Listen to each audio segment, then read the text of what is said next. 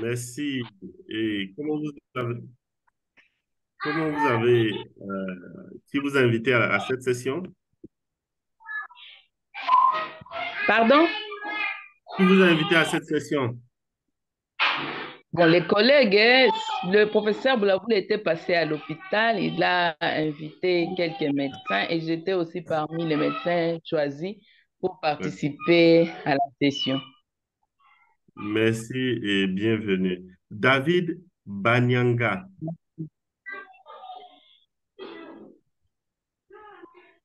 David Banyanga, oui. Oui, je vous écoute. Voilà. Donc, on essaie de faire un tour de table pour se présenter le temps que le professeur Boulaboula ne démarre la session. Est-ce que vous pouvez vous présenter à vos Oui, confrères, à cette communauté? effectivement, comme le nom de l'indique, je suis David Banyanga. Je suis médecin généraliste. Je venais de finir il y a à peu près un mois à l'IOB. J'ai été invité par un aîné, le docteur Fikiri. Alors, c'est lui qui m'a invité à la session. J'ai adhéré. Vraiment, merci de nous rejoindre et j'espère que vous allez partager votre expérience à cette session. Effectivement. Est-ce que nous avons eu l'occasion d'écouter la voix du docteur François Kitoga? Je ne pense pas. Docteur François, Oui, effectivement, je venais de me présenter il y a, ah il y a pas oui, longtemps. désolé. Oui. Oh, Je vous merci. en prie. Madame Feza, est-ce que vous pouvez fermer votre micro? C'est bon. Bon, on voit que vous êtes Oui, non, vous avez fermé la caméra, pas le micro. On voit que vous êtes avec les enfants. Prenez soin de tout petit. Euh, je pense que Bora Lisa n'a pas eu l'occasion de se présenter, si je ne me trompe pas. Bora Lisa,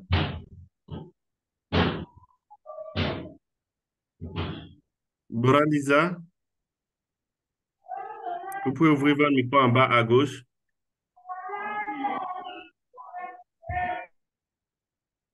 Oui, allô? Oui, Bonjour. voilà. Moi, c'est docteur Boraliza. J'avais Est-ce que été vous pouvez ouvrir invitée votre dans caméra un pour qu'on vous forum voie? de Vous médecins.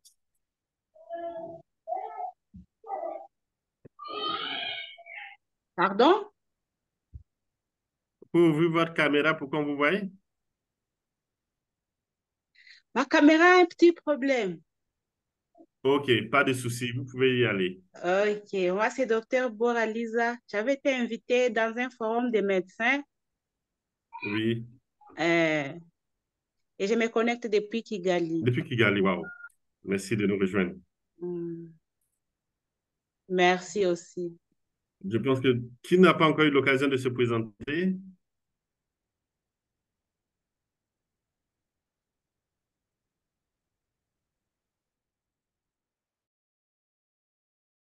Eu l'occasion de se présenter. Pour ce boula, est-ce que c'est bon?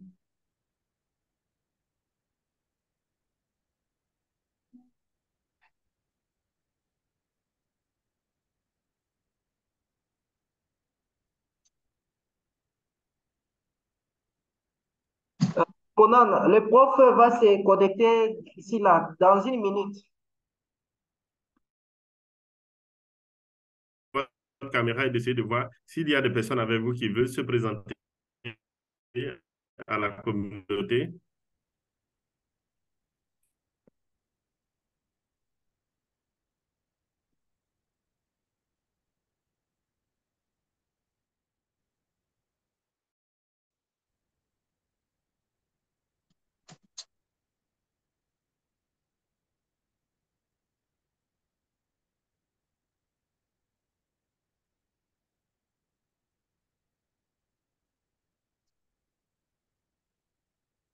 Allô, Pascal?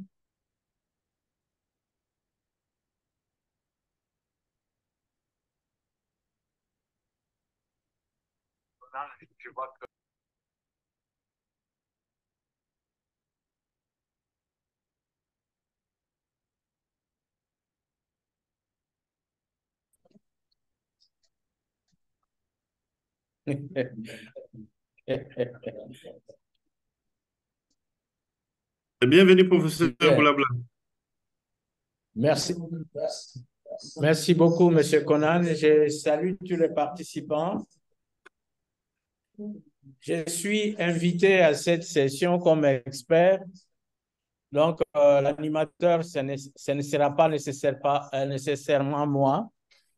OK. Je vais passer la parole à Pascal, qui est le maître de séance, et il va nous guider. Nous allons inviter Dr Chongo pour nous lire le cas qu'il nous a préparé. Merci, professeur.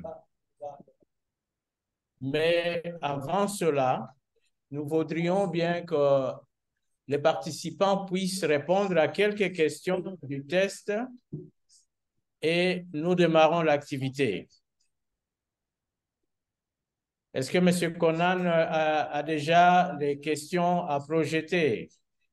Professeur, désolé, est-ce que Pascal peut me mettre co-animateur? On peut le mettre comme quoi? Oui, il va le faire. Co-animateur ou animateur pour que je puisse le faire. Malheureusement, Je le fais bientôt. la main. Je le fais bientôt.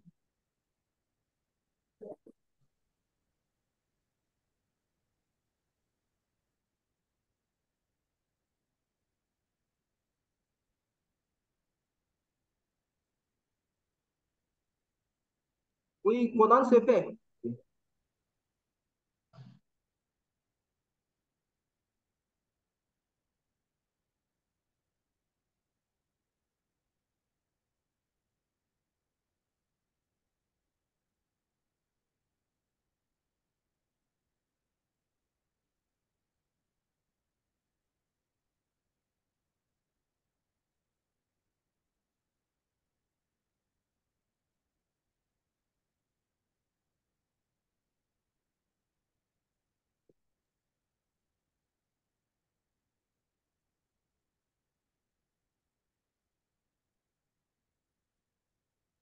Alors, non, Pascal, je pense que tu dois me mettre carrément animateur. Je n'ai pas la main.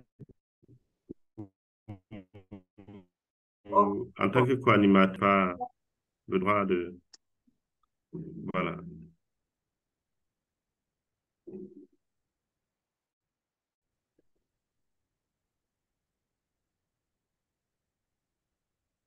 Mais, professeur, je pense que, voilà, d'ici là, vous pouvez euh, présenter la généralité sur la COVID. Je reviens. Euh,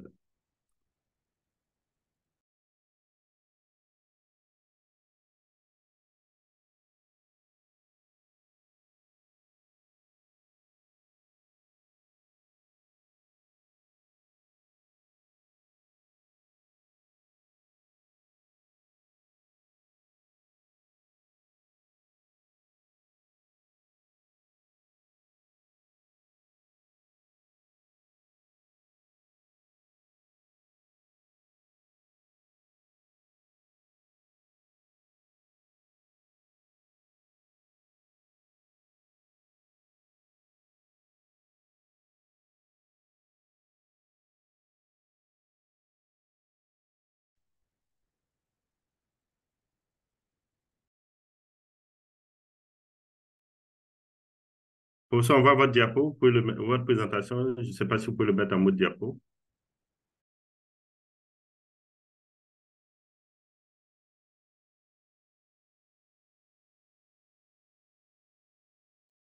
Monsieur Conan, est-ce que vous m'entendez?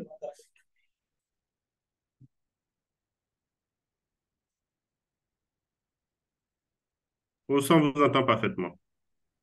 Merci. Bien, nous voudrions rappeler à tous nos participants que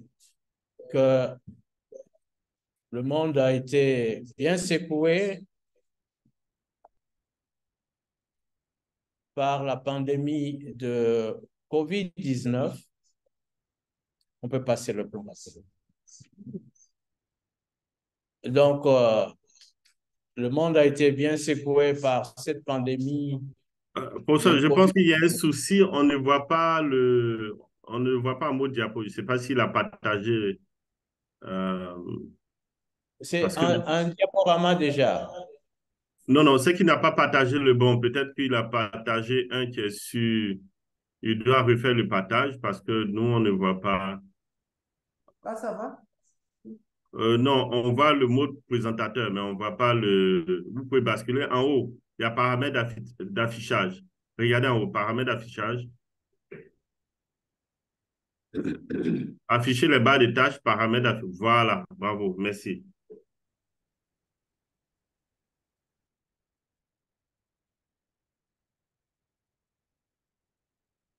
Ouais, ça. Oui. Mais eux ne voient pas. Ce n'est pas projeté. C'est bon, pour ça, c'est bon. On voit maintenant, c'est parfait. Bien. Je disais que le 21e siècle a été perturbé, secoué sérieusement par la pandémie baptisée COVID-19. Et l'agent causal de cette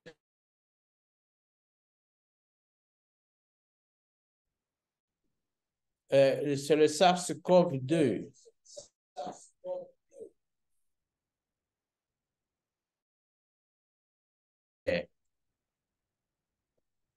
Syndrome respiratoire aigu sévère, en français pour SARS, mais pour les anglo-saxons, c'est Severe Acute Respiratory Syndrome. Est-ce que vous savez lire pour ceux qui sont dans la salle? Oui, nous, on voit très bien. Ah, OK. Alors, COV répond à coronavirus.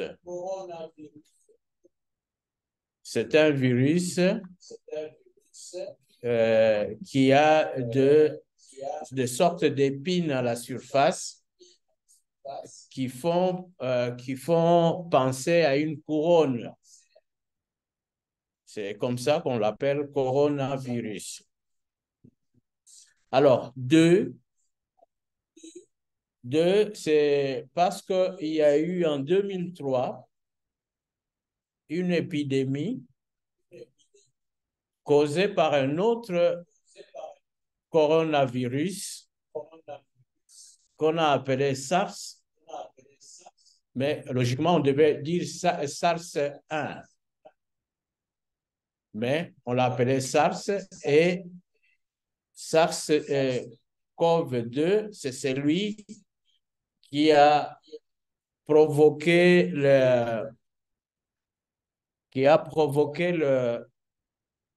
Vous pouvez diminuer votre son ou le fermer. Oui, pour ça, en fait, ils doivent couper le haut-parleur, ils doivent diminuer le haut-parleur au niveau de leur smartphone pour que vous puissiez être à Oui, l'aise. donc pour vous, vous fermez vos micros, comme ça nous avons moins d'interférences. Voilà. Ils ont fermé leur micro, mais c'est le haut-parleur. Ils doivent diminuer le son de leur haut-parleur sur leur smartphone pour ne pas qu'il y ait d'interférence. Voilà.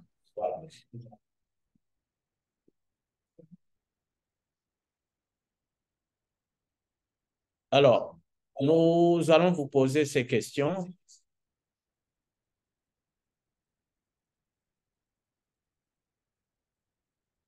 Est-ce que vous êtes prêts avec les questionnaires, Monsieur Conan?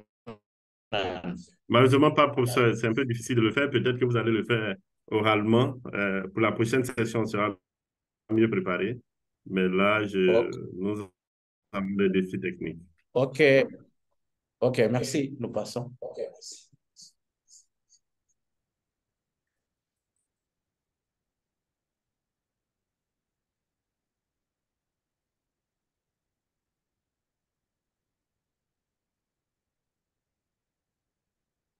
Fermez votre micro.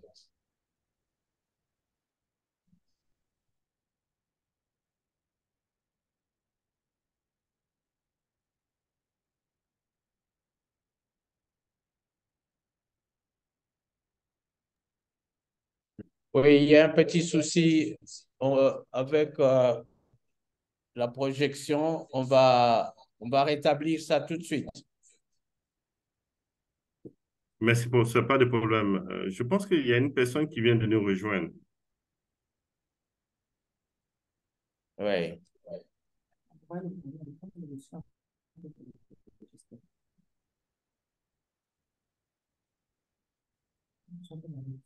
Est-ce qu'on peut continuer?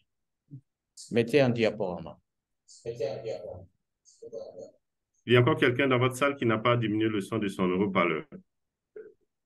C'est Pascal.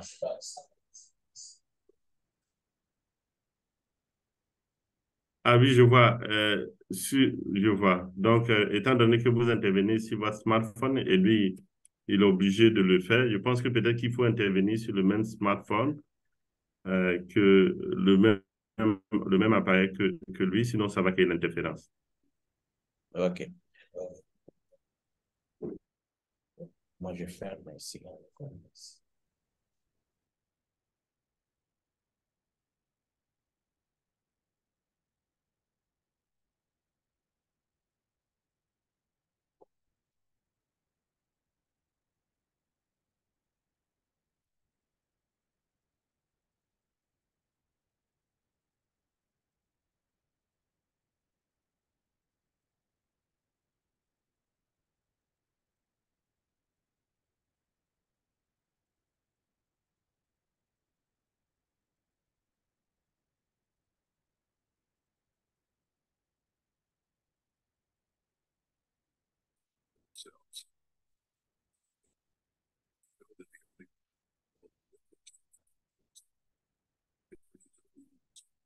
The eagle doesn't respond, fight, waste time, or expend any energy on it. Instead, the eagle opens its wings and starts to soar as high as possible. The higher the eagle flies, the harder it becomes for the crow to breathe. Eventually, the crow falls due to lack of oxygen. In light of this, here's some advice. Let's stop wasting time with crows. Let's continue our flight to the heights, and the crows will fall by themselves. We will keep on flying. Did you know that the only bird in the world that dares to attack an eagle is the crow? It perches on the eagle's back and pecks at its neck. However, the eagle doesn't respond, fight, waste time, or expend any energy on it. Est-ce que vous me suivez maintenant? Oui, il y a toujours l'interférence. Vous devez le faire sur l'ordinateur central, pas sur pas sur votre smartphone, sinon il aura l'interférence.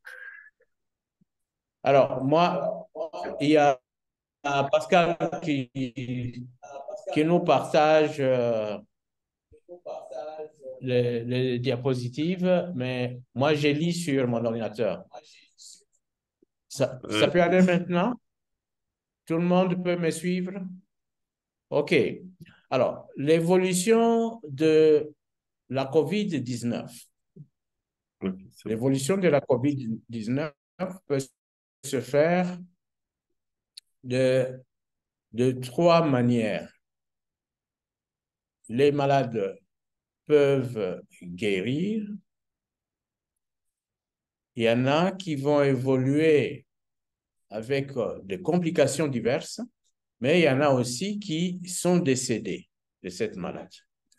Et on a dit que c'est autour de 1,3 million de personnes qui sont décédées de la maladie et que autour de 148 millions de personnes qui se sont sauvées, qui ont guéri de cette maladie. Mais des personnes qui ont guéri de la maladie. Nous avons des personnes qui ont évolué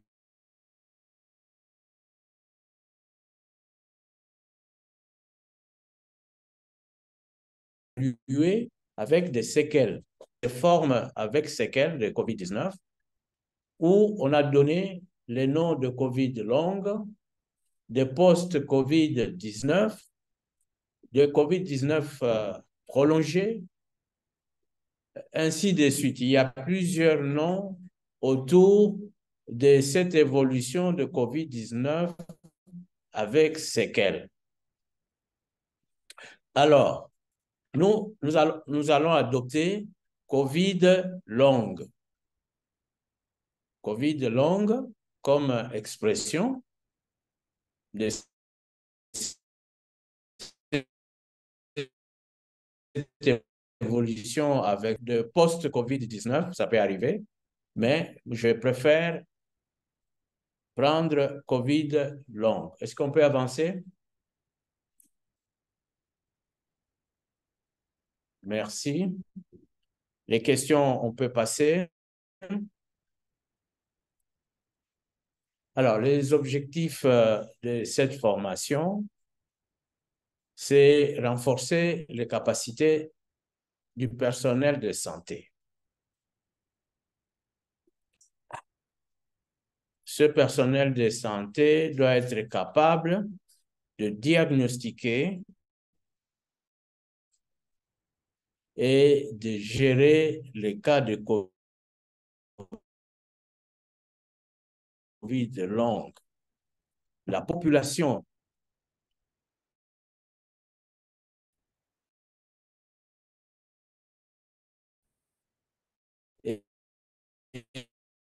et on doit faire ça. C'est parce que la COVID-19, bien sûr que l'OMS a dit que la pandémie est terminée, mais la maladie ne s'est pas effacée dans le monde. Elle continue à courir, mais pas dans sa phase aiguë, comme on l'a connu il y a 2 années et 3 ans. Donc, c'est pour faire face à des nouvelles vagues de COVID-19 et ces nouvelles vagues vont se faire suivre par les vagues de COVID longues. COVID longues qui risquent de devenir en soi un autre problème de santé publique. Voilà pourquoi on doit sensibiliser et le personnel sanitaire et la population et le pouvoir public.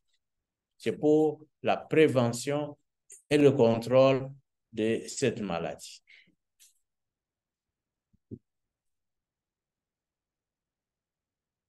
Alors, comme définition, on parle de la COVID longue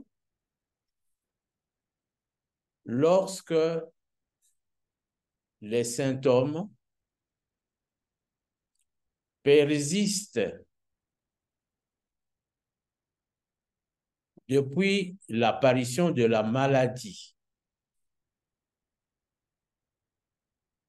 ou encore quand ces symptômes peuvent se manifester après la guérison du malade. Alors, ces symptômes peuvent être intermittents, c'est-à-dire que à certaines périodes, ça revient, ou encore, ces symptômes peuvent réapparaître après un temps, après un certain temps. Je répète, donc on va parler de COVID longue lorsque la personne qui a fait la COVID-19 continue à sentir un symptôme ou plusieurs symptômes au-delà d'une période donnée. Et nous allons donner cette période-là. Ou encore, on va parler de COVID longue quand la personne qui est guérie de la maladie ressent encore, après un temps, les mêmes signes et symptômes que pendant la maladie aiguë. Alors, je disais que ces symptômes peuvent être intermittents, ça veut dire que ça peut venir un jour, ça cesse, et puis une semaine après, 2 semaines après, ça revient, comme aussi ça pouvait disparaître et après un temps, ça réapparaît. Alors, le diagnostic de COVID longue sera retenu au moins 12 semaines après la phase initiale de la COVID-19. Donc, 12 semaines après la phase initiale de la COVID-19. Donc, nous avons 3 choses dans la définition. Il y a la persistance des symptômes de COVID-19 au-delà de 12 semaines. Donc, la persistance, la période de 12 semaines. Alors, le troisième élément, c'est que pour retenir le diagnostic, les symptômes que nous avons et les signes ne doivent pas être liés à une autre cause de maladie. Donc, retenons les 3 choses: la persistance de ces symptômes au-delà de 12 semaines, la période longue, donc la période longue qui est de 12 semaines ou plus, et troisième élément, ces symptômes ne doivent pas être liés à une autre maladie. Je ne sais pas si je suis clair là-dessus. Si quelqu'un ne comprend pas, vous n'avez qu'à m'arrêter, que je réexplique.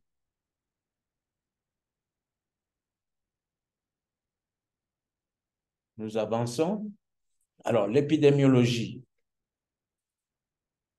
L'épidémiologie, là, nous allons dire tout simplement qu'on a trouvé que près de 80% des patients qui ont eu un diagnostic confirmé de la COVID-19 pouvaient avoir encore un symptôme 2 semaines après l'infection aiguë.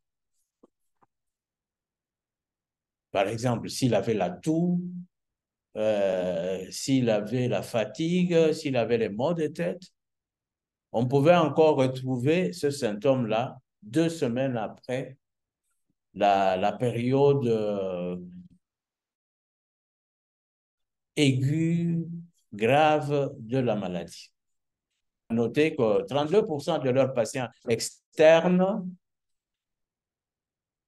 pouvaient avoir la COVID longue, c'est-à-dire la persistance d'un signe ou des signes au-delà de 12 semaines. Alors, il y a 83% des patients hospitalisés en Italie qui étaient porteurs aussi de signes de COVID-19 au-delà de la période aiguë. Alors,